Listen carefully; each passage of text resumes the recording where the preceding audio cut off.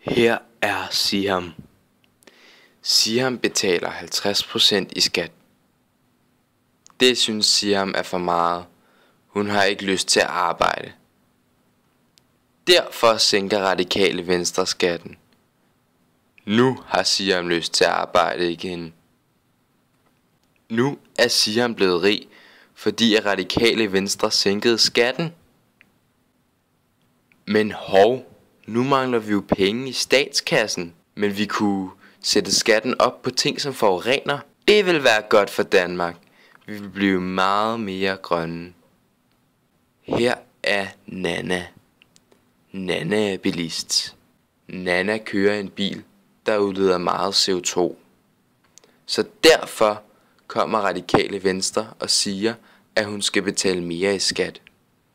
Men Nana synes det er okay, for Nana ved godt, at vi har brug for et grønnere Danmark. Radikale Venstre, der hvor modsætninger mødes og skaber det perfekte samfund.